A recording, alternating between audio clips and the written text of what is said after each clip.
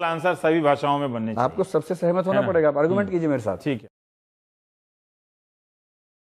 हमारे साथ डॉक्टर विकास दिव्य कीर्ति हैं, पुराने सिविल सर्वेंट रहे हैं। योगेंद्र यादव साहब हैं जो आपके सदस्य हैं और पॉलिटिकल एनालिस्ट भी हैं। विजय गोयल जी हैं, राज्यसभा सांसद हैं बीजेपी के। और सुधीर कृष्णा जी हैं, वह हैदराबाद से हमारे साथ जुड़े हैं। सुधीर जी जो पूर्व सचिव रहे हैं मिनिस्ट्री ऑफ अर्बन डेवलपमेंट, शहरी विकास मंत्रालय।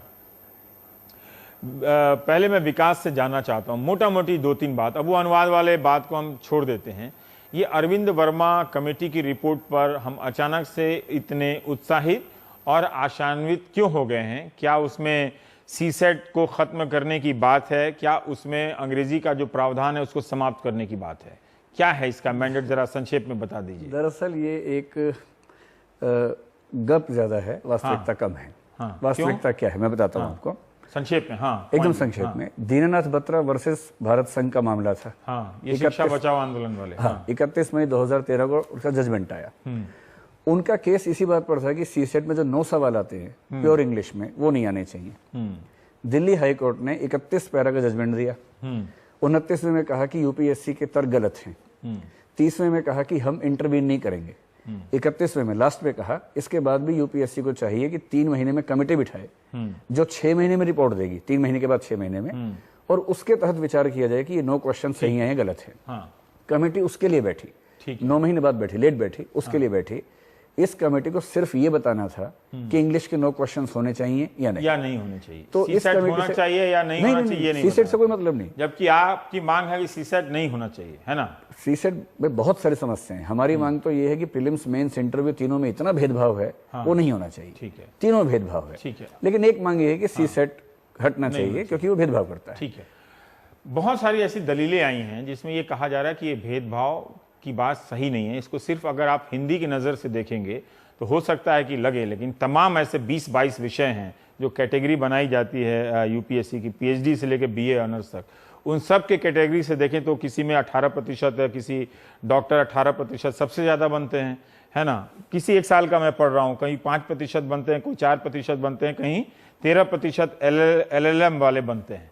तो आप हिंदी या सोशल साइंस या इस तरह से लेके ये दलील देना शायद ठीक नहीं होगा। नहीं, तर्क आपके पास जितने भी हैं आप लाइए, मैं एक एक को खारिज करने को तैयार हूँ। इसी का जवाब दीजिए ताकि मैं बाकी लोगों पे जाऊँ। अभी पहली बात तो ये बात केवल हिंदी की है नहीं, सारी भारतीय भाषाओं की है। कैसे है सारी भारतीय? जैसे गुजराती का कैसे? तमिल की तरफ से आंदोलन शुरू हो गया है। फेसबुक के फोटोज हैं उसकी। कन्नड़ में आंदोलन है। आज सरकार से 5 लोग मिलने गए, उनमें से 2 मराठी के थे, एक कन्नड़ का था, एक उड़िया का था। तमिल लोग मूवमेंट कर रहे हैं, उनकी फोटो फेसबुक पे चल रही है। सबका मूवमेंट है। अच्छा। और इसलिए ये कहना कि हिंदी वर्सेस इंग्लिश नहीं, मूवमेंट की बात नहीं। आप मुझे बताइए एक संक्षेप में बता, अगर आप बताने की स्थिति में है कि गुजराती के छात्रों के साथ कैसे अन्याय हो रहा है या तमिल के छात्रों के साथ नंबर इस नीति से नंबर 1। प्रीलिम्स में सीसेट में 8 क्वेश्चन या 9 क्वेश्चन सिर्फ इंग्लिश में आते हैं। आईएएस बनने के लिए इंग्लिश और भारतीय भाषा दोनों चाहिए। आईएएस बन के आप जिस भी स्टेट में काम करेंगे, इस समय भारत के लगभग हर स्टेट में वहां की लैंग्वेज में काम चल रहा है पूरा का पूरा। तमिलनाडु का व्यक्ति यूपी आएगा तो हिंदी में ही काम करेगा, इंग्लिश में भी नहीं, हिंदी में काम करना पड़ेगा। अगर आपको लगता है कि अंग्रेजी चाहिए तो भारतीय भाषा भी चाहिए। और इन दोनों का एग्जाम 1979 से मेंस में हो रहा है, लगातार हो रहा है। इंग्लिश का किसको विरोध है? जितने लोग आईएएस बनते हैं किसी मीडियम से भी, वो इंग्लिश का 300 नंबर का एग्जाम देते हैं और उस इंग्लिश के पेपर में कॉम्प्रिहेंशन भी होता है। तो इसे इंग्लिश से विरोध नहीं है? इंग्लिश से नहीं है, इंग्लिश तो दे रहे हैं सब लोग। ठीक है। अगर आपको लगता है प्रीलिम्स में चेक करने तो इंग्लिश के साथ ये धारणा बन गई कि आप अंग्रेजी नहीं चाहते हैं। सरासर झूठ है, सरासर झूठ है। चलिए, अगर आपको प्रीलिम्स में लगता है कि भाषा चेक करनी है, हालांकि एप्टीट्यूड और भाषा में संबंध समझ में नहीं आता है, अगर है तो आप इंग्लिश के साथ 10 क्वेश्चन केवल भारतीय भाषा में रख दीजिए, बराबर कर दीजिए। ट्रांसलेशन आप 30-35 सवाल इंग्लिश से हिंदी में करते हैं, इसको उल्टा करके देखिए ना एक बार। मैं एक वाक्य बोलता हूं, आप जरा बताइए। नहीं, उसका हो गया, वो स्टील प्लांट वाला हो गया। उल्टा कर रहा हूं, उल्टा। हिंदी का पैसेज है, इंग्लिश में ट्रांसलेट करते हैं और सवाल पूछ के देखते हैं। मैं इंग्लिश में वाक्य बोलता हूं, बताइए इसका मतलब क्या है? मुझे यूपीएससी से वैसे भी नहीं देना। एक वाक्य, because he eats so much Chinese, that is why Chinese खाता है, that is why he has flowered. क्या मतलब हुआ इसका? ठीक है, फिर आगे। क्योंकि वह बहुत चीनी खाता है इसलिए फूल गया है। अगर इसका अनुवाद ये कर दे, कौन जवाब देगा इसमें? तो इतने बड़े मुद्दे को हंसी मजाक में टाल देना, उन बच्चों की जिंदगी खत्म हो गई 2011-12-13 में लास्ट अटेम्प्ट जिनका था। ट्रांसलेशन गलत हुआ, क्वेश्चन गलत हुए, बाहर निकल गए, कोई रिलीफ नहीं, कंपनसेशन नहीं। क्यों? तो ये तो मुझे आप अब बाकी और मेहमानों के पास जाना है, ठोस बता दें कि आप क्या चाहते हैं। सीसेट में जो सवाल पूछे जा रहे हैं वो बदलाव। नंबर 1, सीसेट में सिर्फ इंग्लिश के क्वेश्चन हटने चाहिए। हाँ। नंबर 2, कॉम्प्रिहेंशन या तो रिवर्स हो या पूरी तरह से हटे। हाँ। नंबर 3, मैथ्स और रीजनिंग के सवाल सही अनुपात में हो, किसी तकनीकी पृष्ठभूमि को विशेष फायदा ना मिले, रहे अनुपात ठीक हो। नंबर 4, मेंस की आंसर शीट्स केवल इंग्लिश में होती है। ये कहा जा रहा है कि आप लोग दुनिया के पहले परीक्षार्थी जो तय कर रहे हैं कि इम्तिहान कैसे लिया, तय नहीं कर रहे, मांग कर रहे हैं। ऐसी मांग हर जगह होती है, केवल मांग कर रहे हैं। तो आईआईटी वाला, आईएम वाला नहीं ऐसा। आईआईटी में कुछ साल पहले हिंदी मीडियम की बात हुई थी, मांग हुई थी, इसमें क्या दिक्कत? मांग हुई थी। आईआईटी का ट्रेंड चेंज हुआ 4 साल पहले, हुआ ये चेंज, उसमें क्या समस्या है? चौथी बात, मुख्य परीक्षा में मॉडल आंसर केवल इंग्लिश में क्यों बनते हैं, जबकि लिखते सब भाषाओं में लोग हैं?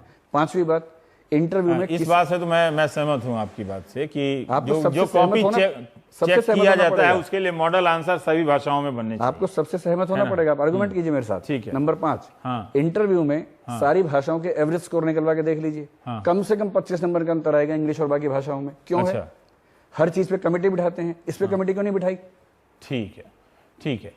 एक मोटा मोटी अंतर विजय गोयल साहब इन्होंने बता दिया है। आप कई दिनों से कह रहे हैं, आज आपकी पार्टी में भी पार्टी के दफ्तर पे राम माधव और कई नेताओं ने छात्रों से और जितेंद्र सिंह से मुलाकात की है।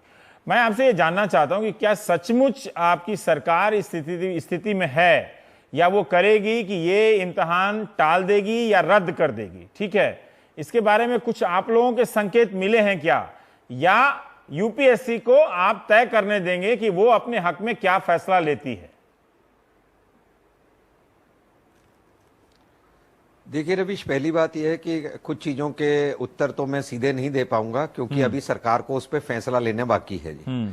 बाकी ये बात ठीक है कि ये जो समस्या है ये अभी की समस्या नहीं है। सीसेट जो है 2011 में लागू हुआ था, अब 2014 है।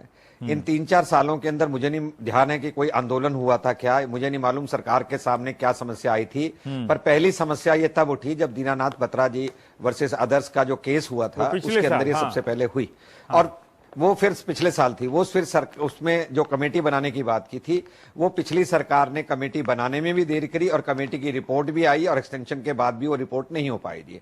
किंतु मेरी सरकार ने, जो एनडीए की सरकार थी, उसने एक चीज जरूर किया कि छात्रों की मांगों का संज्ञान लेते हुए खुद सुओ मोटो जो थे मंत्री जी ने सीधा बयान दिया कि हम इनकी मांगों को पर पूरा ध्यान देंगे और हम इनके प्रति पूरे के पूरे संवेदनशील हैं जी। और केवल उन्होंने यही नहीं किया, फिर उन्होंने देखा कि ये जो कमेटी की रिपोर्ट नहीं आई है, तो भाई इस कमेटी की टर्म को कुछ एक्सटेंड किया जाए। एक्सटेंड करने के बाद जो कमेटी पिछले 4 महीने के अंदर अपनी रिपोर्ट नहीं दे पाई, वो जल्दी कैसे रिपोर्ट देती, तो उसके लिए भी सरकार के, देखिए वो किया है, आप ही लोगों ने किया है, इसीलिए लोगों को भरोसा हो गया कि आप करने वाले। मुझे आप इस बात का जवाब दीजिए जी, तो कि क्या आप लोगों मैं उसी बात पे आ रहा हूं आपके,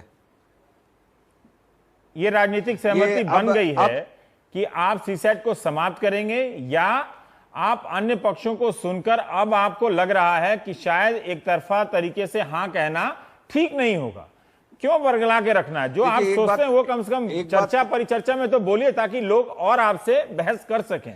आप बोलिए कि अब आपको लगता है कि इसको नहीं समाप्त करना चाहिए, ये हमारे बस की बात नहीं है कि हम यूपीएससी की संवैधानिक संस्था है उसकी स्वायत्ता में हस्तक्षेप करें, ताकि लोगों को भी समझ में आए कि इतना आप कर सकते हैं, इतना आप नहीं कर सकते हैं। जी रविश, एक बात बड़ी तय है कि सरकार खुद के अंदर कोई पॉलिटिकल निर्णय नहीं है कि इसको कर डालेगी जी।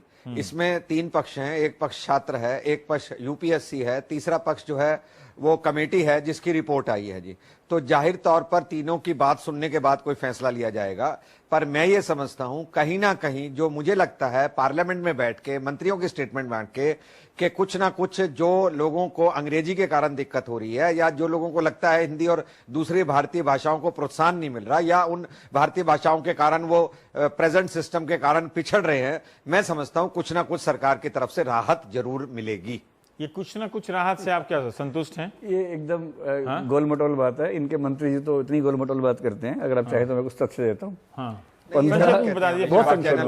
15 जुलाई को उन्होंने कहा कि एग्जाम पोस्टपोन किया जाएगा। कह दिया था उन्होंने, मतलब यूपीएससी से निवेदन किया। गलत है, गलत है। तब स्वायत्तता का क्या हुआ था? सुप्रीम कोर्ट के सिलेक्शंस के प्रोसीजर को चेंज कर रहे हैं, उसकी स्वायत्तता का क्या मतलब हुआ? फिर 16 जुलाई को वो कह रहे हैं कि हम भाषा के आधार पर भेदभाव सहन नहीं करेंगे। 24 जुलाई को अतारांकित प्रश्न संख्या 1760 राज्यसभा डॉक्टर प्रदीप बालमोचू का प्रश्न था, क्या यूपीएससी भाषाई भेदभाव करती है? उसका उत्तर क्या देने? नहीं करती है। 25 जुलाई को, 24 जुलाई को ये जवाब दिया। अरे बाप रे, 24 को रिसर्च करके आए हैं? पूरा है, डॉक्यूमेंट्स हैं। एक पॉइंट और बोल लीजिए। ठीक, 24 एक सेकंड, 24 को ही एडमिट कार्ड जारी हुए, उस दिन बच्चों की पिटाई हुई। 25 को क्या स्टेटमेंट दी? भाषाई भेदभाव नहीं होगा, कमेटी बैठ गई है, 7 दिन का टाइम दीजिए। 7 दिन हो गए। आज क्या कह दिया? टाइम लिमिट तय नहीं कर सकते हैं। इतना गोल मटोल स्टैंड है। और उसके बाद अब जो बात छन के आ रही है वो ये कि हम कुछ और करने वाले हैं। और आज एक बात और बोले हैं कि बीच में 3 छुट्टियां आ गई, ईद की छुट्टी आ गई। ईद की छुट्टी पर मंत्री जी काम नहीं करेंगे, पर ईद के दिन हजारों बच्चों को लाठी से पिटवा दिया। ईद के दिन? ईद के दिन पुलिस काम करेगी, बच्चे पिटेंगे, पर हम काम नहीं करेंगे। इसका जवाब क्या देंगे? छोड़ दीजिए फिर तो। इतना सारा साल बेसिक क्वेश्चन में मुझे प्रॉब्लम हो जाता है। वैसे भी आज विजय जी, आज आपने जो बयान दिया वो ठीक बयान नहीं था। अच्छा कि आपने समझा दिया, तो आपको देख के लोग टीवी पर सोच रहे होंगे कि एंकर जो है वो बिहार वाले मुद्दे पर पूछेगा, पर कोई बात नहीं। योगेंद्र जी, हम ये जानना चाहते हैं। नहीं, एंकर किसी भी मुद्दे पूछे, ये एंकर तो वैसे भी स्वतंत्र है बोलने के लिए। देखो एक बात, हाँ आप कह लीजिए। हाँ विजय, एक बात बड़ी तय है, ये डॉक्टर विकास हर जगह वही की वही बात कहते हैं, जो ठीक नहीं है जी। पहली बात यह है कि यूपीएससी अपने आप एक संस्था है। अगर मंत्री ये कहेगा भी मैं यूपीएससी से कहूंगा कि क्या ये एग्जाम पोस्टपोन हो सकता है, मंत्री सीधा आदेश तो नहीं दे सकता सीधा कि भाई इसको कर दीजिए, नहीं कर दीजिए, और उसके बाद यूपीएससी का मानना ना मानना है। उसके बाद मंत्री ने ये कहा कि 1 हफ्ते के अंदर वो कमेटी की रिपोर्ट लेंगे। ठीक है, 1 हफ्ते के अंदर उन्होंने कमेटी की रिपोर्ट ले ली। अब ये चाहते हैं बिना पढ़े हुए उसके ऊपर एक्शन कर दे, या कमेटी फिर बनाने का फायदा क्या था? और ये कमेटी भी हमने नहीं बनाई, पहले से बनी हुई है। तो इसीलिए सरकार की केवल निंदा करने से काम नहीं चलता। सरकार के सामने बहुत दिक्कत होती है, बहुत फैसले लेने होते हैं। हमें चैनल पे बैठकर बात कहनी बड़ी ये तो बात सही है। ये तो चैनल पर मैं किसी विवाद का निपटारा नहीं करता, इसीलिए मैं मुझे पता है। पर योगेंद्र जी, मैं ये जानना चाहता हूं, इस विवाद को अंग्रेजी विरोधी समझा गया, ठीक है, वो अभी विकास ने बता दिया उसको, ठीक है, अपना पक्ष रखा कि ये सिर्फ अंग्रेजी विरोधी नहीं है। एक कोई बड़ा सवाल ऐसा उभर कर आ रहा है जिसे हम ये सीसेट पेपर समाप्त करने या ना करने के विवाद में फंसकर उसे हम नजरअंदाज कर रहे हैं। बाकायदा रवीश भाई, मुझे लगता है इस आंदोलन ने और आज आपके प्रोग्राम ने जो बड़ा सवाल उठाया है, उसकी बजाय हम कुछ छोटी चीज़ों में उलझते जा रहे हैं। मुझे अच्छा लगा कि हमारे साथी विकास जी ने स्पष्ट किया कि ये मामला हिंदी बनाम अन्य भारतीय भाषाओं का नहीं है। ये सारी भारतीय, केवल हिंदी का सवाल नहीं है, ये सारी भारतीय भाषाओं का सवाल है। नंबर 2, ये केवल ये सीसेट एप्टीट्यूड टेस्ट का सवाल नहीं है। एप्टीट्यूड टेस्ट होना चाहिए, बहुत अच्छी चीज़ है, और खाली एप्टीट्यूड जांचने के खिलाफ प्रोटेस्ट करने का कोई मतलब नहीं बनता है। तीसरा, ये मामला मानविकी बनाम गणित इत्यादि इस सब का नहीं है। लॉजिकल रीजनिंग केवल साइंस वालों या इंजीनियरिंग वालों की बपौती नहीं है, लॉजिकल रीजनिंग सबको मिलनी चाहिए। तो ये विषयों का फलां डिसिप्लिन वर्सेस फलां डिसिप्लिन, फलां सब्जेक्ट वर्सेस फलां सब्जेक्ट, ये सबसे बड़ा मुद्दा नहीं है। ये सब छोटे मुद्दे हैं, और खामखा इस आंदोलन की सारी बात को इसमें उलझाया जा रहा है। जिन लेखों का आपने हवाला दिया, वो लेख भी इन चीज़ों के अंदर उलझ रहे हैं। मैं समझता हूँ ये आंदोलन एक बहुत बड़ा और बुनियादी सवाल उठा रहा है, वो है इस देश में भाषाई भेदभाव का। मैंने इसके लिए अंग्रेजी का तो शब्द ढूंढ सकता हूँ, आप मुझे मदद कीजिए हिंदी में इसके लिए अच्छा शब्द ढूंढने की। ये जो एपार्थाइड हम शब्द इस्तेमाल करते हैं ना रंग भेद के लिए, रेस के बेसिस पे एपार्थाइड जो होता था, हमारे देश में भाषा के आधार पर एपार्थाइड होता है। केवल भेद नहीं है, केवल विषमता नहीं है, ये एपार्थाइड जैसी चीज है। इस देश में अनौपचारिक अघोषित लिंग्विस्टिक एपार्थाइड है। आप बिल्कुल बुनियादी चीज देखिए, इस देश के कम से कम 80% बच्चे किसी न किसी भारतीय भाषा के अंदर हायर एजुकेशन लेते हैं। कॉलेज यूनिवर्सिटी के अंदर 80% लोग किसी न किसी भारतीय भाषा के माध्यम से पढ़ते हैं। और जब इस देश के शासक चुनने का मौका आता है यूपीएससी में, मैं अभी आंकड़े देख रहा था, 80% वो होते हैं जो कि अंग्रेजी माध्यम से आते हैं। अब आप बताइए ये कैसा देश है? ये बिल्कुल दक्षिण अफ्रीका वाली स्थिति है यहाँ। तो इस बड़े सवाल को इस आंदोलन ने उठाया है, और मैं चाहता हूँ कि हम इस बड़े सवाल पे फोकस करें। सवाल केवल उन 9 सवालों का नहीं है जो कि सीसेट वाली चीज़ में आए हैं। मैं समझता हूँ मेरे साथी एक गहरी चीज़ की तरफ इशारा कर रहे थे, वो ये कि इस पूरी चयन की प्रक्रिया में कदम कदम पर हर जगह घोषित और अघोषित तरीके से एक भाषा की सर्वोच्चता, अंग्रेजी के दबदबे को कायम रखा गया है। इसके ऊपर बहुत शोध हुई है दुनिया भर में रवीश भाई। पहले आईक्यू टेस्ट हुआ करते थे और आईक्यू टेस्ट में सिर्फ कुछ भाषा वाले लोग अच्छा किया करते थे, कुछ नस्ल वाले लोग अच्छा करते थे। फिर लोगों ने पाया कि दरअसल वो आईक्यू टेस्ट जो थे वो रेस न्यूट्रल नहीं थे, वो संस्कृति के हर संस्कृति को बराबर नहीं रखते थे। तो फिर आईक्यू टेस्ट बदले गए। ठीक इसी तरह से मैं आरोप लगा रहा हूं कि ये जो एप्टीट्यूड टेस्ट फिलहाल बने हैं, ये एप्टीट्यूड टेस्ट भाषा के प्रति सापेक्ष नहीं है। ये सारे एप्टीट्यूड टेस्ट ऐसे नहीं हैं जो कि किसी भी भाषा में किसी भी तरह का जो टैलेंटेड बच्चा है, जो मेधावी बच्चा है, उसको पिक कर सके। और उसकी वजह से जो दिक्कत है वो है ये आईएएस का इम्तिहान सिर्फ एक इम्तिहान नहीं है, ये सिर्फ नौकरी नहीं है, ये मुल्क अपने शासकों को ढूंढ रहा है। और जहां ये सवाल उठता है वहां अगर कोई भी भेदभाव है उस पर चर्चा होनी चाहिए, उस पर लोकतांत्रिक चर्चा होनी चाहिए। और एक आखिरी चीज है रवीश भाई, हुआ ये था कि पिछले 15-20 साल में बहुत समय बाद, पहले तो इस देश में आईएएस में सिर्फ अंग्रेजी बोलने वाले आया करते थे, आईसीएस के जमाने की चीज चलती रही। पिछले 15-20 साल में कुछ गंवाई बैकग्राउंड के कुछ भारतीय भाषा बोलने वाले लोग आने लगे थे और 2011 के बाद ये फिर रिवर्स हुआ। आप ध्यान से आंकड़े देखिए, 2011 के बाद एकदम से भारतीय भाषा के सफल होने वाले लोगों की तादाद एकदम से गिर गई है। ऐसा क्यों हुआ, इसे क्यों नहीं बदला जाएगा, ये बहुत बड़े सवाल है।